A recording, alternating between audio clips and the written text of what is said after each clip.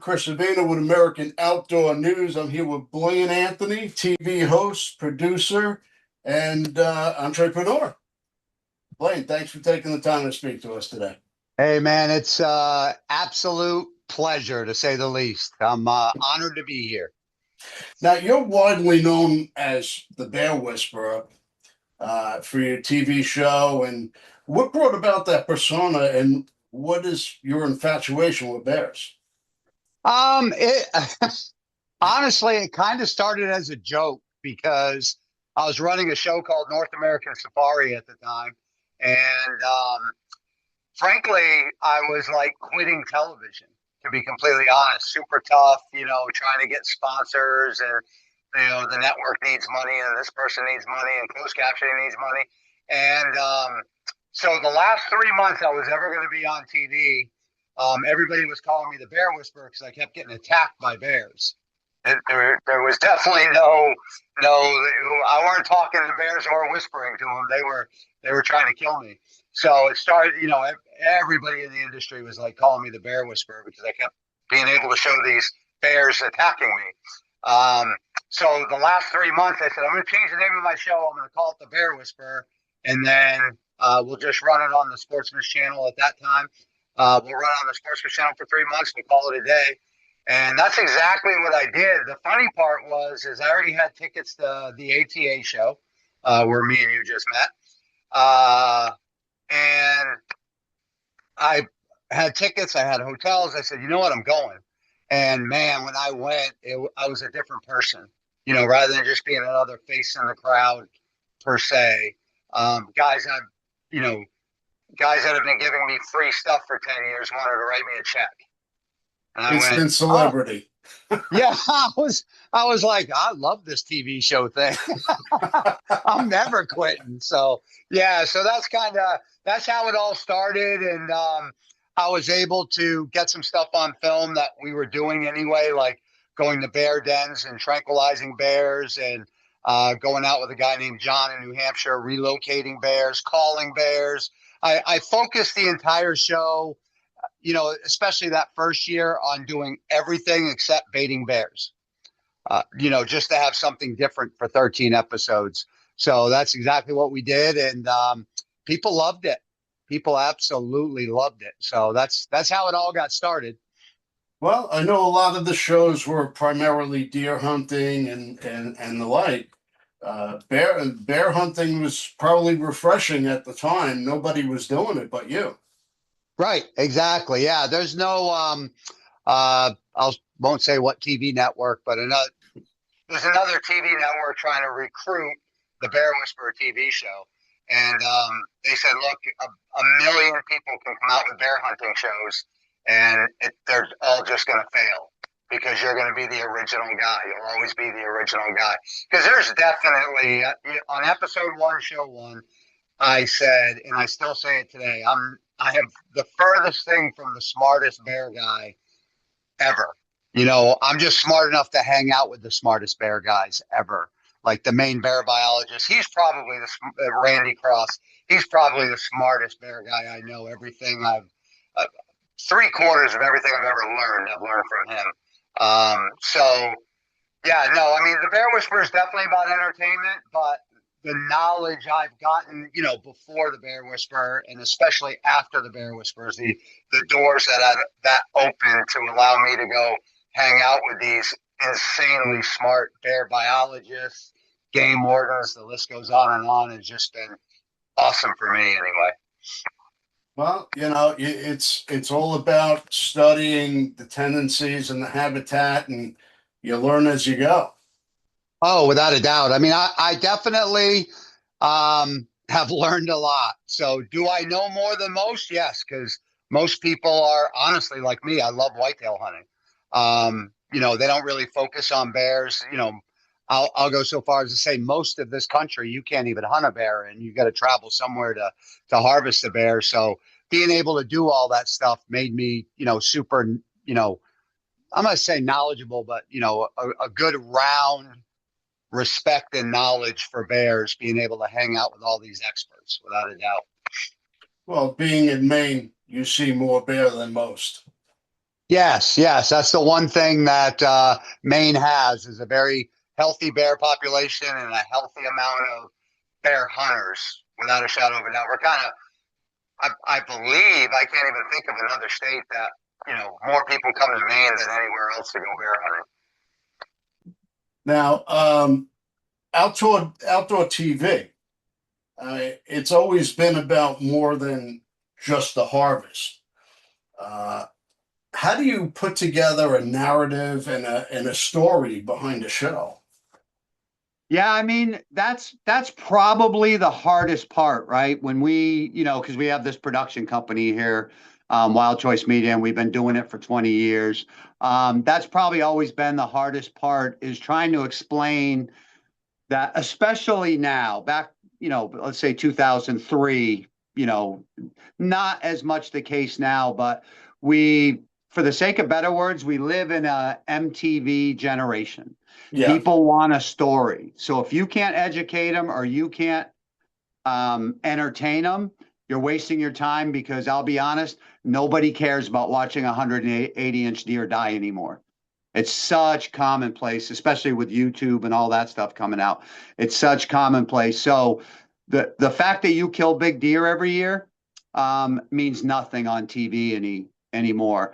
And probably one of the hardest things is filming that story from beginning to end. That's uh, the hard part, telling a story for 30 minutes and capturing all of that on film. It's super difficult. I mean, if you talk to 300 religious TV viewers of hunting shows. They sit there and either watch Outdoor Sportsman or Pursuit Channel all day long.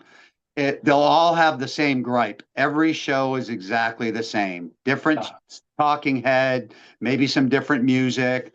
So creating something original is really the key. And unfortunately, people think killing 160-inch deer every year is original, and I'll say unfortunately again, unfortunately that's just not the case anymore. there's no realism there. The average person is not going to be shooting 150, 160, 180-inch deer. Um, Probably more around 120s on the norm. Yeah, I mean, and that's if you live in a good area. I mean, every year I live in Maine. I straight up, I take the whole month of November off to hunt in the state of Maine, and I kill a good buck every 5 years. I'm going to say 120 inches or bigger. That's just the reality of my life. And, I've challenged everybody that are deer experts. You have my place for a year. I'll give you all the trail cam pictures. I'll tell you where they are. I'll show you where my stands are. I'll set you up new stands and come show me how it's done because that's deer hunting. Me and you were talking about the Adirondacks. That's deer hunting. Like Yep. that's the reality for almost everybody. Not, and I appreciate the people that want to watch, the people that own, 3,000 acres in Kansas and they dedicate the entire thing to just deer. They hire a full-time farm manager that's making sure the food plots are growing right, making sure Yep. the stands are in the right place. But that's not reality for 99.9999% of everybody out there. My reality is the reality for everybody out there. So, yep. Well, the density of the forest in Maine and the Adirondack, deer don't see people. So if they Yeah, smell you, see you, they're gone. You're never going to see them again. right. And that's the thing. When, you're hunting, I hunted Illinois for a long time. When you're hunting Illinois, if the bucks are going to travel and not travel in the middle of a field, which they never want to do, Yep. um, even when you bring your scent there, they still have to go down these little fingers, right? Yeah. And Adirondacks in my backyard, they can go a mile. They can never come back there again, and they can eat just fine. Yep. So yeah, it's a whole nother world, different kind of deer hunting, that's for sure. So what actually goes into creating a 30-minute episode? Man, it's a lot from nuts to bolts. It would be great if I could just run out back and kill a bunch of squirrels and then, you have to because with, even with, and I say this loosely, but even with all of the the hunting footage you have, right? A deer dying is 60 seconds of your show. Yep. You climbing behind the deer and telling everybody what they just watched is it's another 2 minutes of your show. What are you going to do for the other 27? Yeah. Right. And these guys that call, especially the new guys, I like to use them, or, the guys trying to improve. I tell them to go watch Bone Collector, go watch 3 episodes of Bone Collector and take a stopwatch and figure out how much time, and I use Bone Collector because they're number one and Mike's an awesome dude, straight up guys. But take a stopwatch and stopwatch how much time they actually hunt on that 30-minute episode. It will blow you away. Yeah. So you have to figure out what else you're going to do for 30 minutes, right? Because nobody's impressed with you sitting in the studio with a 200-inch deer hanging on the wall behind you and doing bad camera work because you want to make sure everybody knows you're a stud because you shot that deer behind you. And there's a million things I could just go on and on and on and on about. But at the end of the day, you have to figure out how to entertain them.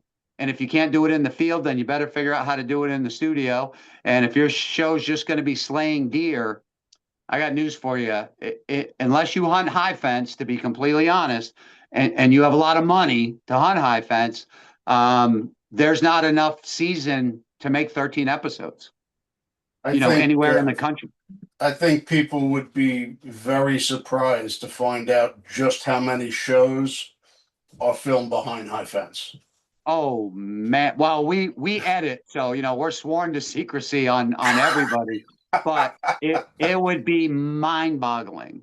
They would be mind-boggling of how many, of who, it would be mind-boggling. It's pretty obvious though. I tell everybody, look, if a TV show kills a half a dozen, if a man, not a TV show, because there's TV shows out there with great pro staff.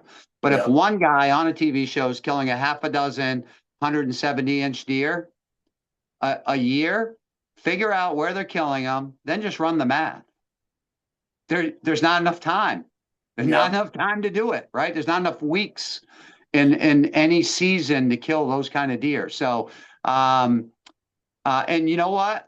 Our job, and I've said this from the beginning, our job really isn't to hunt. It is to entertain the viewer.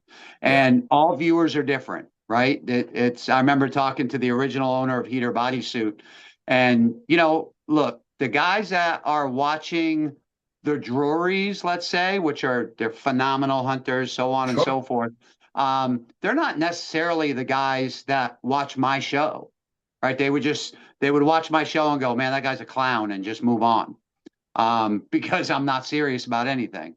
And if you watch the show, you know that I'm going to tell it like it is every time. I'm not going to sugarcoat anything. So, and there's different viewers for everybody, right? Every type of show. But yeah, I think they'd be blown away how difficult it is to create, I don't know how many hours that is. I guess it would be 6.5 hours of good content. Because even, every year my shows run, I bet there's 3 or 4 shows I wish never went to air. They just have to, because I need content. You need the content. And, right. There's a certain amount of realism in some shows where you sit down after the hunt, you're having a wild game meal, you're cracking a beer open, you're messing with the guys in the lodge, like every one of us do. That's a big part of hunting. Why not show it? The biggest part of hunting. And that's what a lot of people don't realize. Like, I'm just going to give you a for instance, and I'm not saying the TV network, so I'm not saying Pursuit Channel, or I'm not saying Sportsman Channel or Outdoor Channel, but I will say that there's TV companies like Comcast, DirecTV. Yeah. Depending on where your station is along the station line. So if you're on like basic DirecTV, which the Pursuit Channel is, for instance, right? If you have DirecTV, you have the Pursuit Channel. You don't have to buy a package. You don't have to buy anything. The harder that TV network life gets, because they dictate what we're allowed to do. So, for instance, we can't show alcohol. We can't show, if we're in camp and we're around a picnic table and one dude's smoking cigarettes, we have to avoid that guy because they can't air that show. Yeah. So we have to abide by a certain amount of rules and regulations, just not from the network but by the cable broadcasters. So, all these guys, I'm going to start a TV show and show you we're going to show it the way it is. And I'm like, good luck. They won't allow you. Right. So, yep. Well, has the guidelines tightened dramatically from when it began in, say, 2002 till today? I would imagine that they allowed a lot more back then than they do today.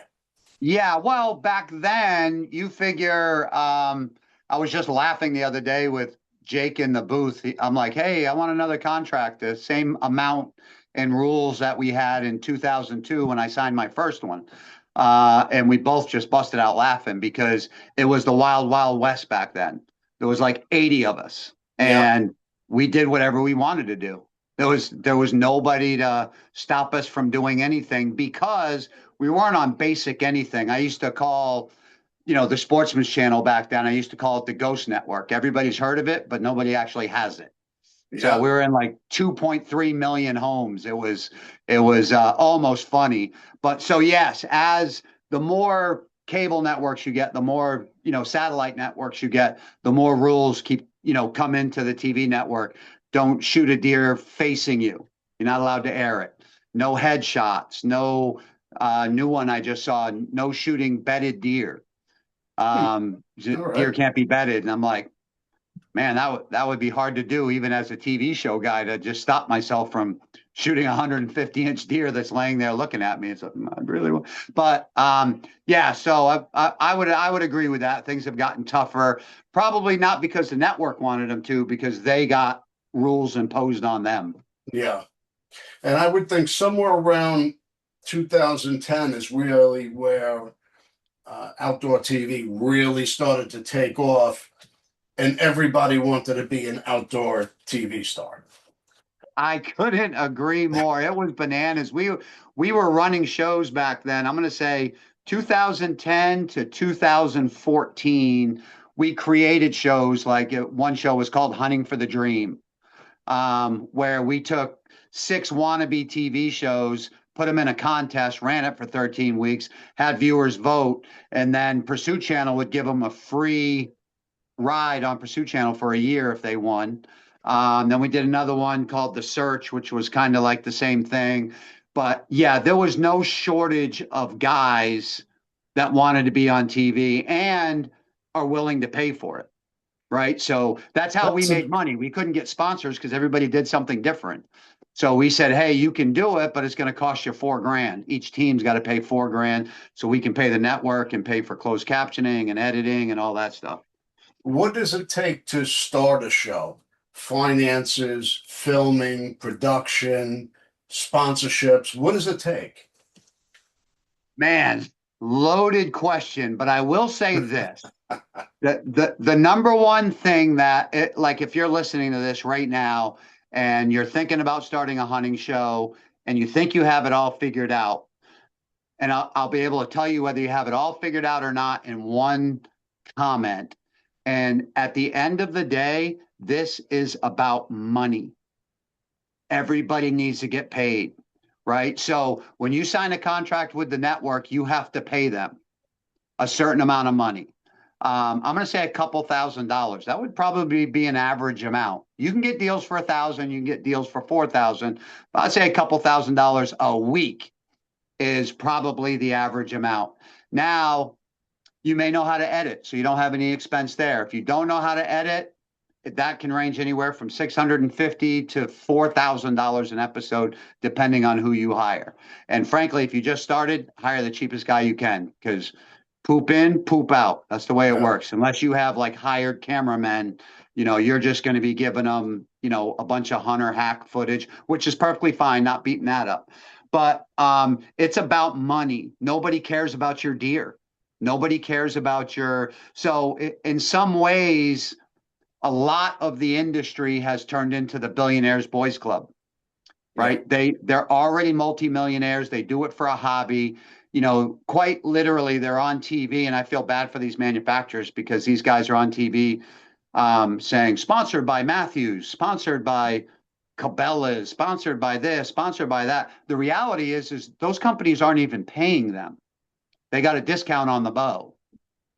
You know what I mean? Instead of paying $2,000 for the bow, they sold them the bow for $1,200, and now they're a sponsor of the show. Yeah. So what you're viewing is not reality, right?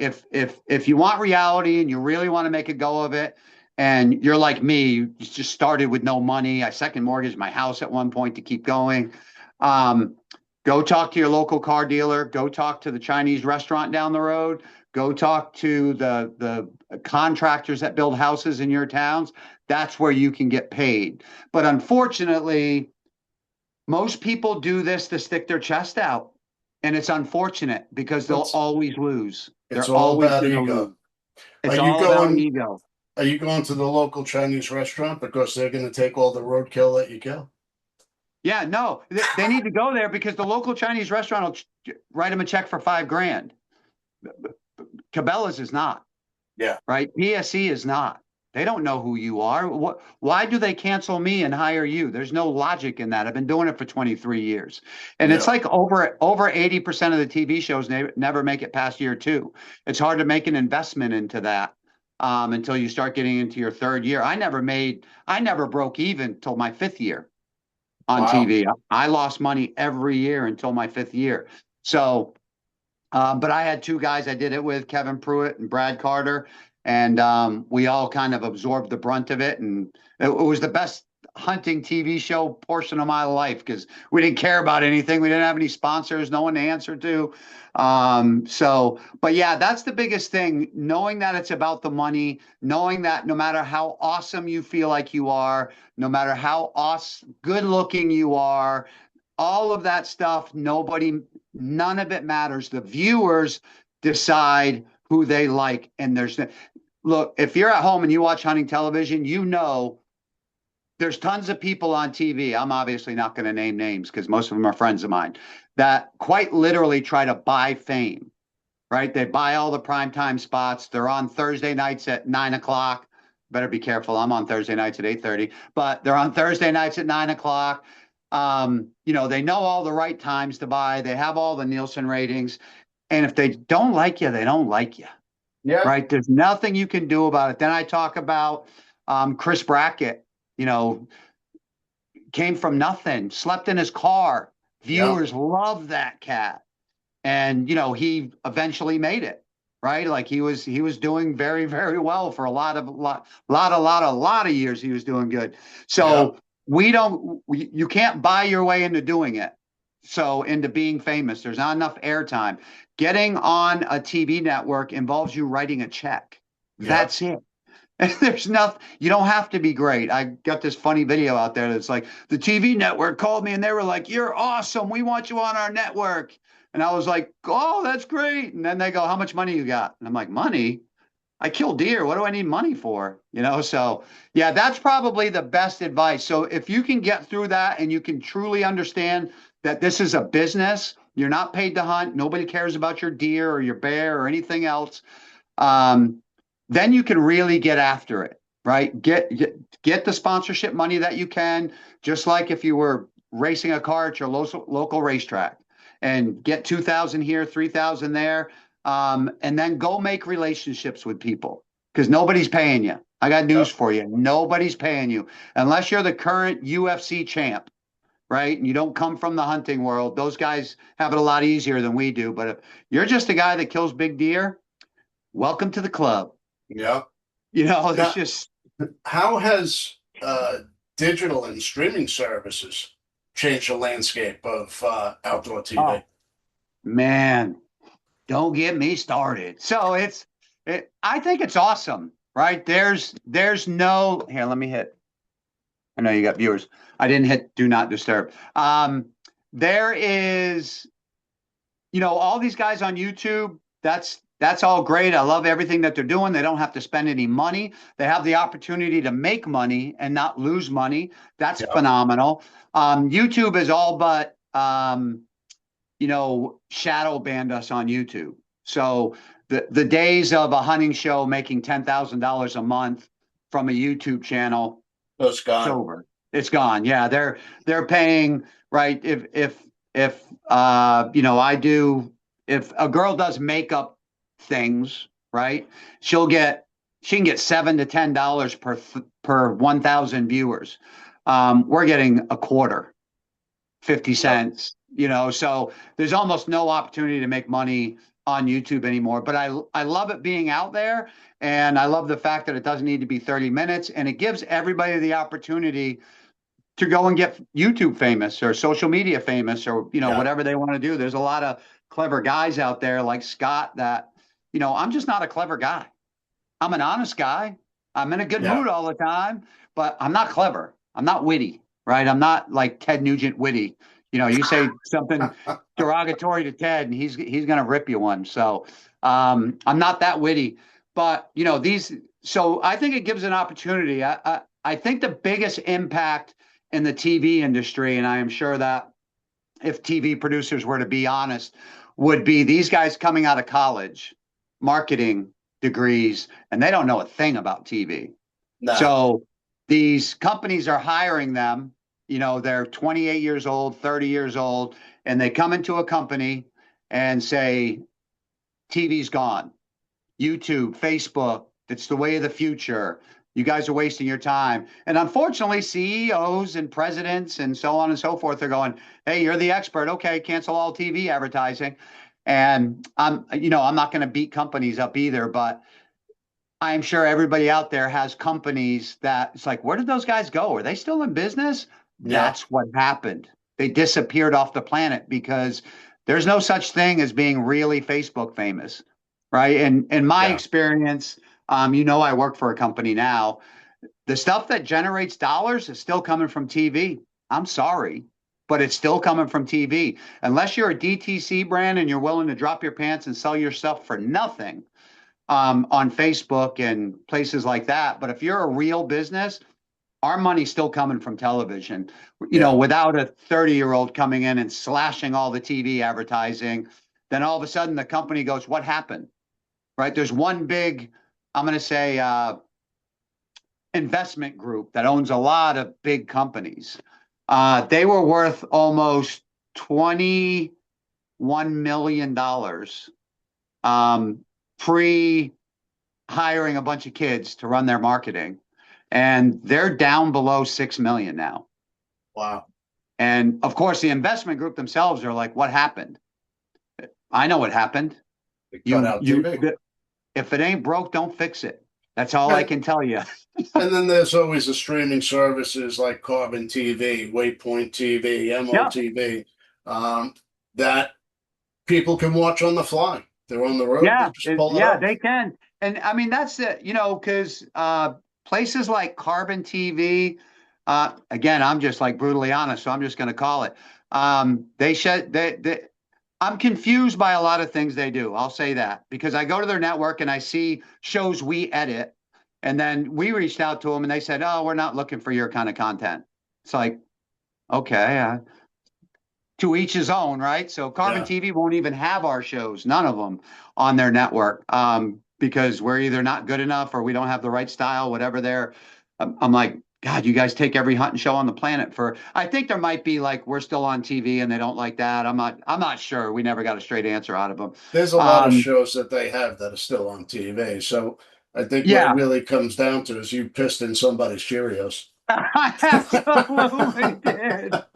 And again, Carbon TV, get in line. You're just one of the many. Yeah.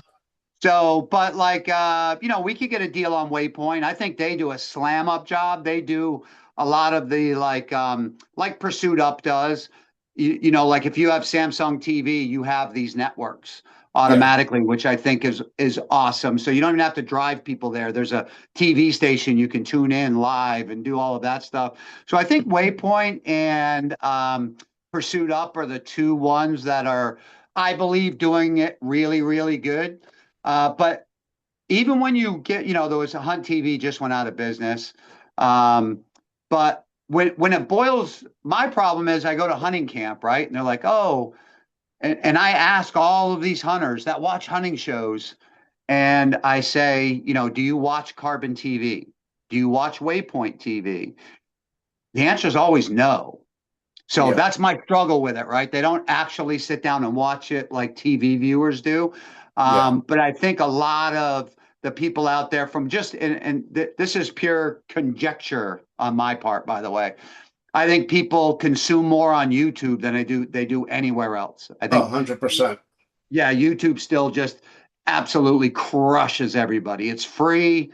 You get to see some pretty cool raw stuff on there that you just can't see anywhere else, right? Because Waypoint's going to have rules they have to abide by. Yeah. To be able to, be on Samsung TV or, these other, TV networks. So I think YouTube is probably the big. I was just talking to Twyla. I'm like, we got to get our stuff on YouTube. Why don't we do that? Right? It's free. We just have to upload it. How come we're It's not doing that? it's time. Yeah, and I got 20 years of TV shows. You imagine how many videos I can just have pop up all of a sudden? That would Yeah, be right. kind of cool. And the other thing I thought is, long at 100 years from now, that stuff's still going to be out there. Sure. Your great great great grandchildren are going to go, look, that was my great great granddad that was 60 years old and still dyed his hair blonde and looks like a surfer and went hunting. So, in closing, for future fledgling outdoor TV stars or hosts, Yep. what kind of advice would you give to these people?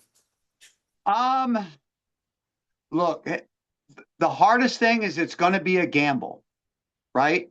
My mom, my wife, my Aunt Trudy, I can go on and on. Before I started this, if I asked them, should I do a TV show, they would have been, you'll be the best guy ever.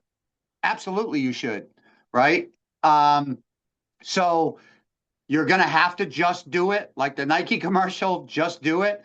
Yep. And just know it's a risk, right? If you decide you're going to spend, let's say on the low end, we make a lot of deals with Pursuit Channel with editing and everything built in. So on the low end, you're looking at 15, 18,000 to run for 6 months, right? You get a Sunday morning airtime.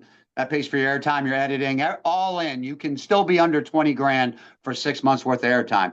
Number one, I'd suggest that's the first thing that you do, right? Don't go out there and spend 3 grand a week, right? Go, just say, okay, I got the 20,000. I can afford to put it in a slot machine. Let's try it. Yep. Because all kinds of people out there, the Melissa Bachmans, the Chris Brackett's, they earned it. They didn't just all of a sudden where everybody knew who they were and what they were doing. They went out there and earned it. So go out there and earn it. Like just start small and build it until, people either like you or they don't like you, or more importantly, do sponsors like you? Can you Well, build those relationships? didn't Melissa start out as a camera person, production person before she got in front of the camera? Absolutely. I have some old school video of her here in a heater bodysuit, and I'm not even sure she was a camera person back then. She was doing some videos for the original owner. Hook up and let anybody that tells you don't do it, it stinks, the whole industry's corrupt. There's a pile of corruption. There's a pile of all of that going on, which I'm sure you know. But don't listen to those people. They're just negative people. You can't do this with a negative attitude. You've got to be positive, Yep. and you got to get after it and swim through the crap and just, pop out on the other side. And I got to tell you, man, I would not have changed the end of my life here. Been doing it for 23 years. Most people retire in 23 years. I wouldn't change it for anything. Where I've landed, what I've done, I hunted red stag in Ireland. I'm just a broke fool from Maine. I could have never done awesome stuff like that. That hunt was free because I was going to put it on a TV show. So yeah, I would say go after it with everything that you got, and don't let anybody discourage you. Talk to positive people in the industry. Guys like me, I answer Facebook messages. I answer the phone every day and try to help everybody out that I can, because I don't have to go after sponsors anymore. Everything I do is paid for. I make money every month. I don't have to think about it. So helping them get there, I'm all up for. And what you said about earning it, some of the stars, outdoor stars that you see Yeah, today, they earned it. Michael Waddell was a absolutely. cameraman. Lee and Tiffany were a cameraman. Melissa was a cameraman. Long before getting in front of the camera. Absolutely. And even when they got in front of the camera, they still had to earn it, right?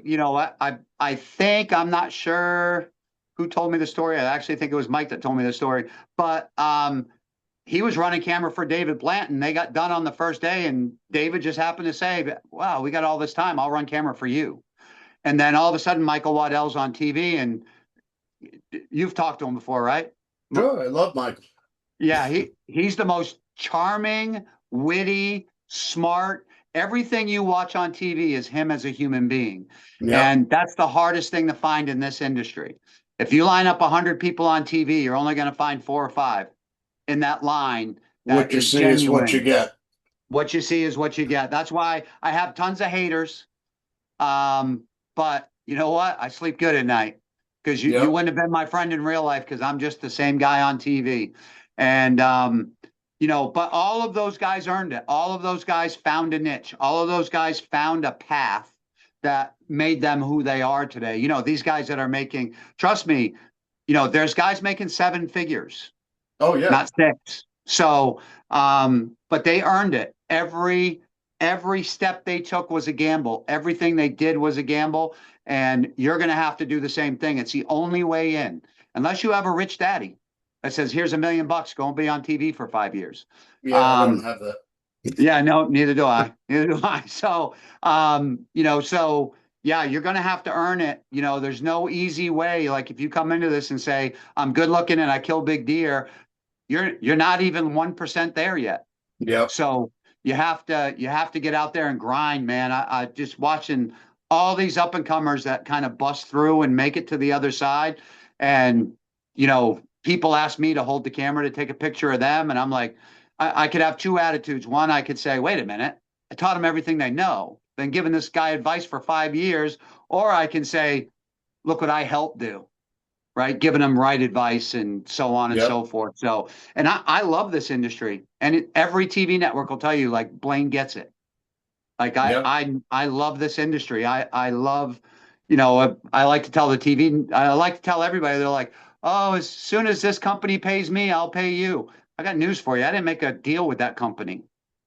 I made a deal with you. You got to Yep. pay me. And that's really what it keeps boiling down to. Everybody just wants their money along the lines. And if you can figure that out, you've got everything figured out. You don't even have to be good.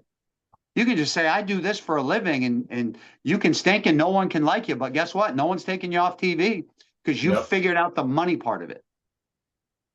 That's what it all comes down to. Yeah. But I appreciate you taking the time to speak to us today, and look forward to seeing you at the next show. Yes, sir. I appreciate it, Chris. Have a good one, man. All right.